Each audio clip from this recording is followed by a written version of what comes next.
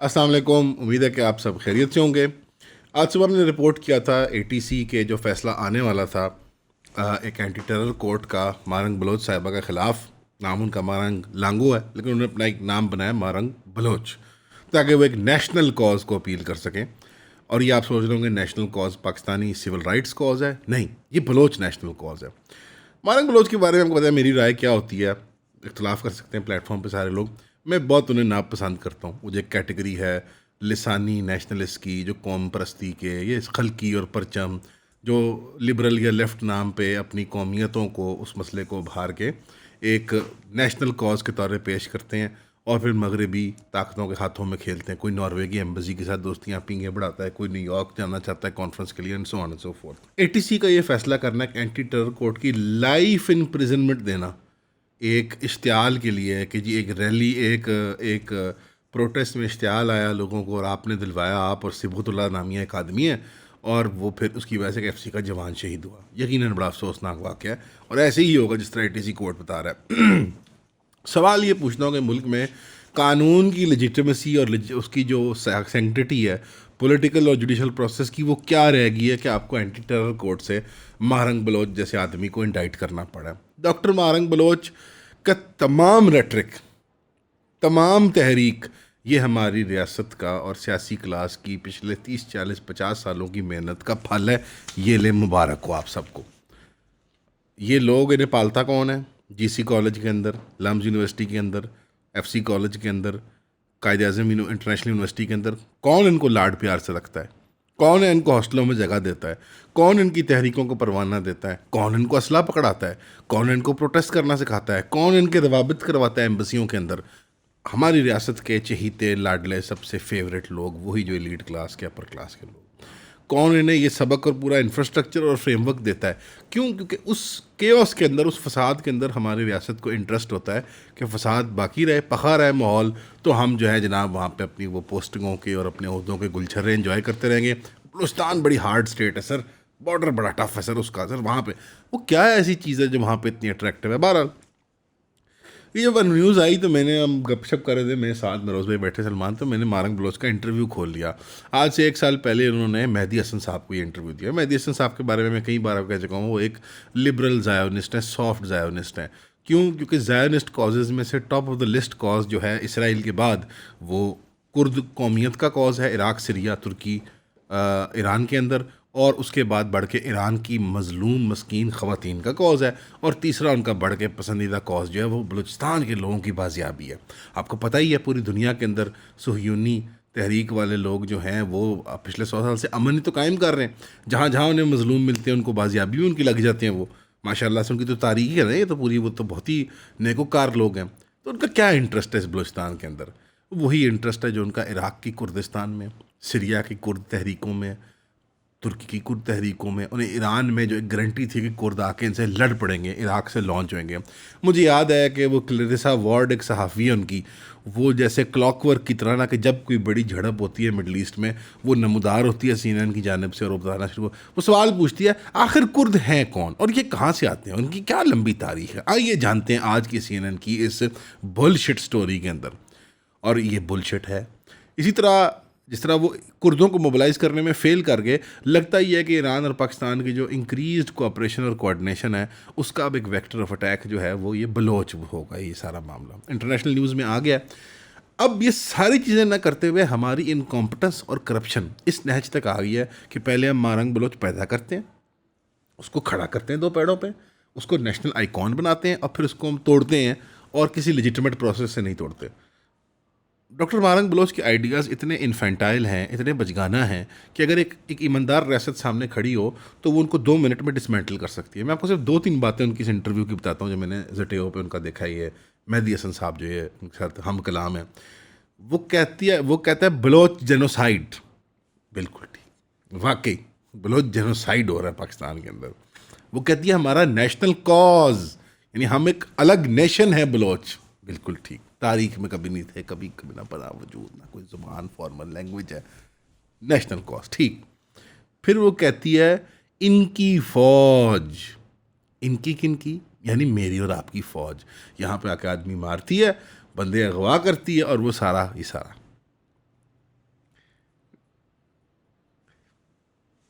क्या कह सकते हैं, कैसे हाथ बांधे आम आदमी के इन्होंने कि हमें मारंग बलोच के बारे में कहना पड़ता है कि ये जो एक्स्ट्रा जुडिशल अबडक्शंस हैं और जिस तरह से इन लोगों के प्रोटेस्ट को तोड़ा जाता है और जिस तरह से इन लोगों को अदालतों से, टेरर कोर्ट से इनके लिए फैसले सुनाए जाते हैं, ये गलत है, ये सिविल डेमोक्रेटिक प्रोसेस के ख़िलाफ़ है।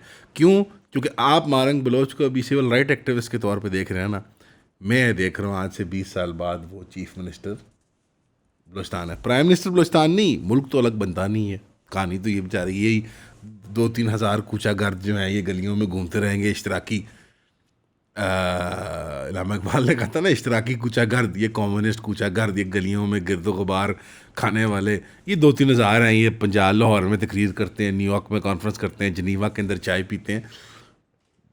ये कोई ऐसा है सीएम जो बनाया हो हमारी रियासत ने, जो ये जेलों में ना रह के आया हो हमारी रियासत की? इस बात को समझें आप। मेरा मकसद कहने का ये है कि ये जो सांचा है ना, कि बार बार आपने जो वॉशिंग मशीन बनाई हुई है कि बंदे को तैयार करते हैं, वो बागी बनता है, वो नेशनल अटेंशन क्रिएट करता है, फिर उसको जेल में डालते हैं, फिर वो बाहर निकलता है, फिर वो एक और बड़ा हीरो निकलता है, फिर वो आपका आदमी बन जाता है।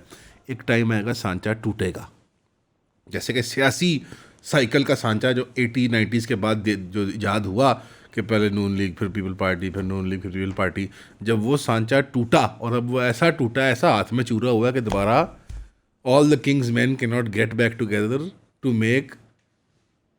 unbreak Humpty, to put Humpty Dumpty back together again. Humpty Dumpty जो है ना पाकिस्तान का, वनडे की कहानी नहीं थी, Humpty Dumpty sat on a wall, Pakistan में Humpty Dumpty बैठा हुआ है दीवार के ऊपर। अंडा एक बार ही टूट जाए ना, तो वो सारी जर्दी और सफ़ेदी इकट्ठी करना, फिर उसको वापस डालना, फिर वापस अंडे के शैल को जोड़ना बड़ा मुश्किल हो जाता है। और इस वक्त आपकी पाकिस्तानी यूथ मानती है ये, बच्चे नौजवान को पता ही नहीं है बलूचिस्तान की तारीख का, कि क्या हुआ, क्या नहीं हुआ, कैसे हुआ। वो डॉक्टर मारंग बलोच को एक हीरो और आइकॉन मानती हैं। क्यों? कोई बता सकता है क्यों? पीटीआई, आपने नेशनल अवामी आवाज़ नहीं सुनी, जेलों में डाला, 9 में ही हुआ, वो करवाया तमाशा, एटीसी का मुंह खोला, और अब ख्वाजा आसिफ साहब को भी डर लग रहा है कि वो अदालत असेंबली में खड़े हुए कह रहे हैं कि यार वीगो को यहाँ मना कर दो। उन ख्वाजा आसिफ साहब को रजब भट्ट को सैर कराती हुई प्राडो नहीं नज़र आती नंबर प्लेटों के बगैर, जो उनकी स्टेट ने किया, जिसको वो चला रहे हैं इस वक्त। दुनिया गोल है, मुनाफिक माहौल है, कोई तोता है, कोई मैना है, सब चैना है। ये है पाकिस्तान की। We are not a nation state any more, is a jungle. 1.5-2 साल मरीम नवाज साहबा कहती हैं CCD, मैं CCD, हाथ उठाओगे तो मैं उंगली तोड़ दूंगी, उंगली उठाओगे तो मैं हाथ मरोड़ दूंगी, और वो जाके करते भी CCD वाले। अब आपके आके दर पे उन्होंने आके एक ऑस्ट्रेलियन नेशनल की, पाकिस्तानी की नहीं, एक ऑस्ट्रेलियन नेशनल बच्ची की लाश मैयत रख दी। ये लो, जो करना आप करो, इन्वेस्टिगेशन करो। हत्ता कि CCD प्रेस कॉन्फ्रेंस भी अंग्रेजी में करती है कि justice must be seen to be done and it must be done. क्या इतनी क्या मजबूरी हुई? वो 3,000 लोग जो मारे CCD ने, कभी मैंने को अंग्रेज़ी में प्रेस कॉन्फ्रेंस नहीं देखी। ऐसी क्या चीज़ हुई है कि अब अंग्रेज़ी में प्रेस कॉन्फ्रेंस हो रही है, कि आलमी मीडिया को भी बताया जा रहा है। तो बहरहाल,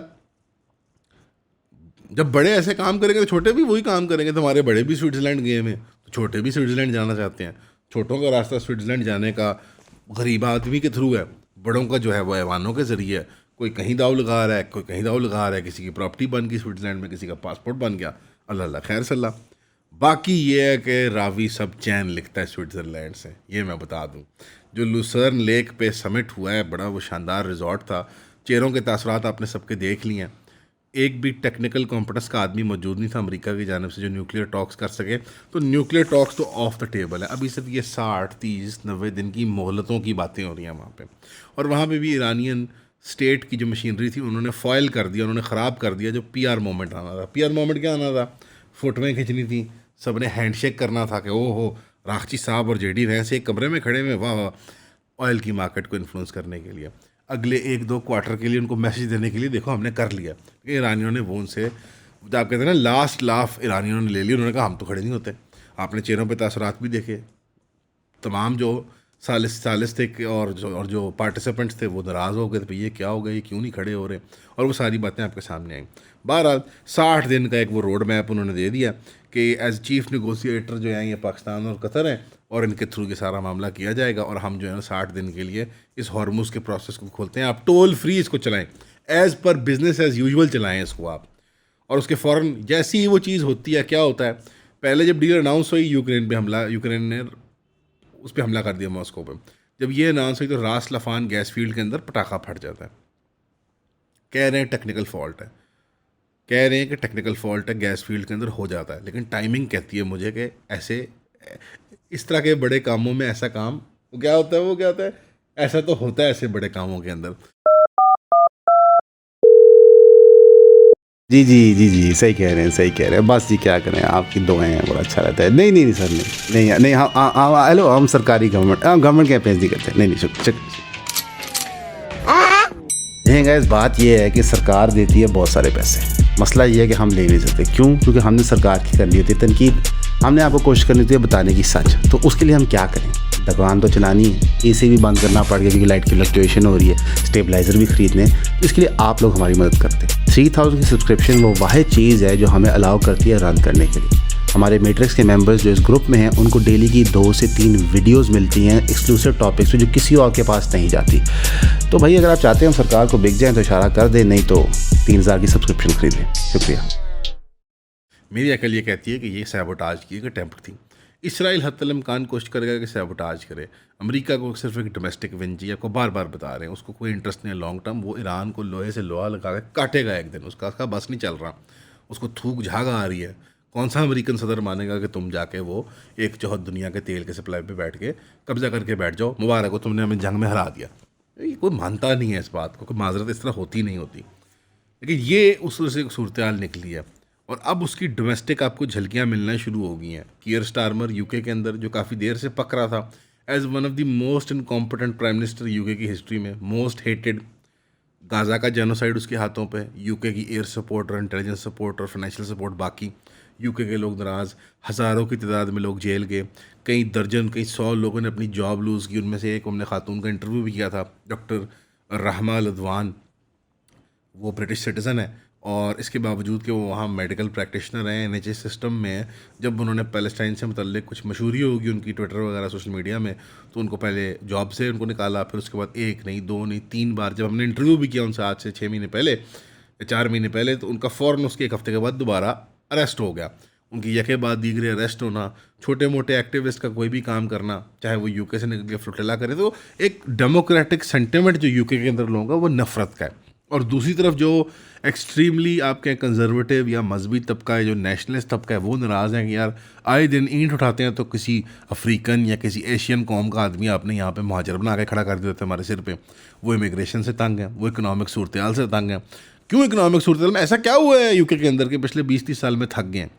उन्होंने 25-30 साल अमेरिका की so called war on terror लड़ी, जो टोनी ब्लेयर, जिसको एक और बहुत ट्रेटर किस्म का प्राइम मिनिस्टर माना जाता है, कि उसने अपनी पूरे मुल्क की फ़ौज और इकॉनमी थाली में रख के पेश की कि आए जनाब, जो करते हैं आप अमेरिका बहादुर करें हमारे साथ, डू वट यू विल हमारे साथ। और बुश ने पूरे मज़े लिए, इराक़ में उनको झोंका एक इलीगल, इंटरनेशनल लॉ के मुताबिक इलीगल वॉर में, हम तो कुछ नहीं है ना, इंटरनेशनल लॉ अब्बू जी हमारा, अम्मी जी सब कुछ। अफ़गानिस्तान में उनको झोंका, उनके हज़ारों फ़ौजी मरवाए, उनके लाखों पाउंड के यानी उनकी करेंसी के एमुनेशंस और मिनिशंस ज़ाया करवाए और मिलियंस ऑफ पाउंड्स के उनको नुकसान करवाए, उनके सफारती ताल्लुकात ख़राब किए दुनिया के अंदर, and so on and so fourth. और एंड में सिला क्या मिलता है उनको कि जहाँ जगह मौका मिलता है अमेरिका को, दाव लगता है, वहाँ पे अमेरिका उनको अंडर द बस फेंक देता है। कीयर स्टारमर ने अब रिज़ाइन कर दिया अपने अहदे से and he is going down as the most incompetent prime minister in the last 50-60-70-100 साल यूनाइटेड किंगडम के। लेबर पार्टी अब मुकम्मल तौर पर ज़ाया हो चुकी है यूके में। जेरमी कॉर्बन ख़त्म, एड और डेविड 2 भाइयों थे मिली बैंड, कौन सा कैंडिडेट है उनके पास, जाके देख लें, कोई कैंडिडेट नहीं है। वो उसको रज़िया सुल्ताना, क्या नाम है उसका, वो जो हमारा मिस्र के जब आदमी उनकी औरत, उनके पास एक वो खातून जो है उनके पास, ज़ारा सुल्ताना, क्या ज़ारा सुल्तान, जो लेबर पार्टी के पास। यार तुम लोग बिल्कुल बेकार हो यार। वो एक खातून एक है मीरपुर की हमारी यहाँ पे, they have no national candidates. दूसरी तरफ आ जाए कंजर्वेटिव्स में, आपको कोई नाम ही नहीं पता। आपको अगला जो प्राइम मिनिस्टर बनेगा यूके का वो नाइजल फराज बनेगा, अल्लाह भला करे आपका। यूरोपियन यूनियन उसने तोड़वाई, ब्रेग्जिट करवाया, अब वो आपको तमाम के तमाम सोमाली, सुडानी, पाकिस्तानी, बंगाली, हिंदुस्तानी, मरीख से आने वाले, चांद से आने वाले, जिधर से भी आने वाले, उठा उठा के वो पैक करा के अब निकालेगा यूके से। मुझे गालियाँ दे देते, मैं कहता था आप निकलेंगे यहाँ से, बहुत बुरा हाल होएगा यूरोप में, एक बहुत बड़ी एक वो वेव आने वाली भी है। ठीक है, यूके में उस तरह कभी नहीं हो सकता कि बड़े पैमाने पे हो, सारी बात उनकी एक डिपेंडेंसी है और बहुत बड़ी तादाद में वहाँ पे इमिग्रेंट्स हैं, लेकिन हकीकत को हकीकत जान के चलना चाहिए ज़िंदगी के अंदर। हमारी तीसरी चौथी पीढ़ियाँ नस्लें वहाँ पे सेटल्ड हैं, they can be deported, it writing on the wall है इस वक्त जो सूरत हाल वहाँ बन चुकी हुई है। तो ये आपके सामने है, एक अपडेट है, एक हट के है कि इस इमरजेंसी में एक पज़ेशकियान साहब जो हैं, जो ईरान के सदर हैं, he is coming to Pakistan एक दिन के विज़िट के लिए, दौरे के लिए। ये यकीनन एक आप समझें कि अब meeting after the meeting communicate किया जा रहा है, बिकॉज अमेरिका की तरफ से सीरियस नेगोशिएशंस नहीं की जा रही। वो बार बार टालता है, वो बार बार वो निगलना भी चाह रहा है लेकिन थूकना भी चाह रहा है, लेकिन ईरान अब लोहे का चना है, ना चबाया जा रहा है, ना निगला जा रहा है, ना थूका जा रहा है, तो वो वाला गले में अटक गया, वो वाली बात है। ये एक सूरत हाल है, this what we have in our hands. अब इसमें डोनाल्ड ट्रंप इतनी लूज बॉलें खेलता है, पिछले दिनों याद है आपको, उसने लूज बॉल खेली, उसने कहा इसराइल नहीं, सीरिया और तुर्की देख लेंगे हिजबुल्लाह को और वो उस एरिया को डील कर लेंगे। फ़ौरन से पहले सीरियन प्रेसिडेंट अहमद अल शरा, जो कि आप लोग ही बताया करते थे कि वो तो CIA का एजेंट है, तो मैंने तो कहा कि नहीं, वो CIA का एजेंट नहीं है। किसी एक भाई ने कह दिया वो ख़वारिज में से है, तो मैंने कहा नहीं बेटा, ख़वारिज हमारे पास घर पे भी हैं, उनको ज़रा देख लो पहले। और मतलब अजीब अजीब उनके बारे में, तो वो उसने साफ अपने इंटरव्यू में कह दिया कि हिजबुल्लाह एक उस स्टेट मशीनरी का उसको हिस्सा बनना पड़ेगा, गुफ्तगू होनी पड़ेगी। वो स्टेक होल्डर है, लेबनान की हुकूमत स्टेक होल्डर है, उसके इदारे मजबूत करने की ज़रूरत है। लेबनान के लोग स्टेक होल्डर हैं, हिजबुल्लाह स्टेक होल्डर है, सीरिया के लोग स्टेक होल्डर हैं, सीरिया की नई हुकूमत स्टेक होल्डर है, and so on and so fourth. सब तमाम रीजनल एक्टर्स को लेके उसने बड़ी मैच्योर स्टेटमेंट दे दिया। तो मैंने तो लास्ट टाइम नहीं देखा था कोई ऐसा CIA का एजेंट इतनी है बड़ी, मतलब उसने और बड़ी एक डिप्लोमेटिक गुफ्तगू की और बड़ी प्रैग्मेटिक और पढ़ लिखी बात की है उसने। तो ये सूरत हाल है। तो 60 दिन 90 दिन हल्की जंग, JD वैंस ने रिपीट कर दिया ना जुमला डोनाल्ड ट्रंप का कि सीज़ फायर वो होता है जब कम गोलियां चलती हैं। तो it's not stopping, it's never stopping unfortunately. हम स्टक इन इट, हम फंस गए उसके अंदर। अब अमेरिका ने हमारे खत्ते को आग लगा दिया। बट टॉप प्रायोरिटी है, आप देखें इसराइली और ज़ायनिस्ट लॉबी के मुंह से क्या नाम आ रहा है, इस्लामाबाद, अनकरा, कायरो, रियाद, और कभी कभी कुछ बेचारे का नाम ले लेते हैं तो वो दोहा। ये 5 कैपिटल ये बहुत उछल रहे हैं। क्यों? क्योंकि एक रियलाइजेशन है ग्लोबल स्केल पे, वॉर ऑन टेरर का जादू था, एक ऐसे मैजिक हुआ था। तमाम सुन्नी मुस्लिम रियासतें, हम बुरे, हम दहशत गर्द, हम ठीक करेंगे, हम जड़ से मर्ज़ को हल करेंगे, हम जड़ से इस्लामी जुनूनी ये जिहादी किस्म का निकाल देंगे, और अपने लोगों को मारा और दड़बों में बंद किया, हड्डियाँ तोड़ी उनकी, और क्या क्या। अब जैसे उनको एहसास होने लगा कि ये खित्ते में आग लगा के अमेरिका कहेगा चलो यार चले ने, बड़ा अच्छा लगा मिलके, मैं वापस जा रहा हूँ अपने उस जजीरे के ऊपर जहाँ मेरा अपना तेल है, गैस है, अपना लोहा तांबा सरिया, हर चीज़ उसकी अपनी है, उसे दुनिया में किसी से रब्ता करने की ज़रूरत नहीं है। वो इतना खाना बनाता है कि वो साल साल समुद्र में फेंक देता है, यानी नॉर्थ अमेरिका साउथ अमेरिका में वो अंदाता है अमेरिका। यार हमारे खित्ते में आग लगेगी, हमारे पड़ोस में, तो हम किधर जाएंगे? और वो रियलाइजेशन आपको मैच्योरिटी की पाकिस्तान ने तैयारी की, तुर्की ने तैयारी की, कुछ हद तक मिस्र ने भी की। गल्फ वाले बहुत गंदा फंस गए इसमें। मैं रैंकिंग ऑर्डर में कहूँगा ना, of obedience to the American empire और इसराइल, तो टॉप पे मिस्र है, फिर कहीं जाके और नीचे वाले एंड पे हम और तुर्की हैं। हालांकि ऑफिशियल डिप्लोमेटिक लेवल पे तुर्की के ताल्लुकात हैं इसराइल के साथ और अमेरिका का नेटो एलाय है, लेकिन ओबीडियंस की बात कर रहा हूँ, बाकायदा इताअत। अपनी स्पेस बनाई तुर्की ने, अपनी आर्मी खड़ी की, अपनी एयरफोर्स खड़ी की, अपनी इंडिजिनस नेटिव ड्रोन टेक्नोलॉजी खड़ी की। पाकिस्तान ने अपना पूरा सेटअप बनाया, चाइना से पिंगियाँ बढ़ाई, असला ख़रीदा, जहाज़ लिए, and so on and so fourth. तो अब एक टिकिंग टाइम बॉम्ब है तुर्की के लिए, ग्रीस और साइप्रस, मिस्र के लिए जो उसका इथियोपिया के साथ मसला है, और इसराइल के साथ जो उसका मसला है ही है, सऊदी अरेबिया के लिए उसका टिकिंग टाइम बॉम्ब इसराइल भी है, ईरान भी है, और गल्फ़ के अंदर ख़राबी और फसाद, और कतर में भी बाय एक्सटेंशन ही आता है। और हमारा टिकिंग टाइम बॉम्ब कि जिस दिन अमेरिका पूरी तरह अपना वज़न मदरलैंड के पीछे डाल दे। अगर वो क्या ग्रैंडफादर लैंड है अमेरिका, ये क्या है, और ब्रिटिश एम्पायर क्या हमारा ग्रेट ग्रैंडफादर लैंड है, तो मदरलैंड ने तो अपना इशारा कर दिया है इंडिया कि हम अभी नाराज़ चल रहे हैं, अभी मुझे टच ना करो, ठीक है ना। लेकिन जब पाकिस्तान का प्रेशर उनके गले तक आ जाएगा, इस वक्त जिस तरह से वो ग्लोबली एम्बेरस हो गए हैं, आपने कभी देखी कोई इंडियन मीडिया? तड़प रहे होते हैं, बिलख रहे होते हैं, कुछ झूठ सच बोलते हैं कि पाकिस्तान अच्छा नहीं कर रहा, गलत कर रहा है। बड़े माहिरीन बुला लेते हैं, लोग उनको मुंह पे जवाब दे देते हैं कि नहीं नहीं पाकिस्तान बहुत अच्छा काम कर रहा है। अमेरिकन माहिरीन भी कह देते हैं, यूरोपीय माहिरीन, जिधर के भी हों, कहते नहीं पाकिस्तान को अप्रिशिएट करते हैं हम, ये सारा वो उनको फीड भी करने की कोशिश करते हैं, वो नहीं इस बात को मानते। सिर्फ उनको एलआई मिल रहा है तो इसराइल की शक्ल में या अमेरिका। अमेरिका हाथ बढ़ा रहा है लेकिन अभी इंडिया अभी शाय है, अभी नाराज़ है, अभी डर है उसके अंदर। दोबारा आने वाले दिनों में देखेंगे जब ये फ्लिप करेगा, 6 महीने, साल, 2 साल, 3 साल, ज़्यादा लंबी बात नहीं है, तो ये जंग भी उसी फिर सिमत में जाएगी। असल जो चीज़ जिसको देखने वाला है वो एक लोकल नेक्सस है ईरान के साथ और एक ग्लोबल नेक्सस है इन 5 मुस्लिम ममालिक के दरमियान बशमूल ईरान के। वो रियलाइजेशन जो आने वाली है, नो मोर ब्रदर वॉर्स। हिजबुल्लाह जिसने कत्लेआम किया सीरिया में, उसे लड़ने को तैयार नहीं हो रही सीरियन गवर्नमेंट। ये है तरीक़ाकार पुरानी। अगर मैंने वो खालिद अब्बासी साहब बड़े अच्छे मौलाना साहब हैं, बड़ी अच्छी तकरीर करते हैं, मैं पसंद करता हूँ, बड़े अच्छे प्यारे हमारे उस्ताद हैं। उन्होंने तकरीर में कहा अगर अभी खुतबे में अपने ना, अगर अभी हिसाब करना शुरू कर दें कि किसने क्या पिछले 50 साल में किया है, तो पाक दामन आपको एक भी मुस्लिम मुल्क नहीं मिलेगा, एक भी मुस्लिम जमात नहीं मिलेगी। तो अभी ये हिसाब करने का वक्त नहीं है, अभी हमारे सिर के ऊपर आई हुई है। दुआ में याद रखिएगा, इन पीस टॉक्स के लिए दुआ करें, इनमें से कुछ खैर निकले, उम्मत की भलाई हो उसके अंदर। देखने का हमेशा शुक्रिया। अस्सलाम वालेकुम।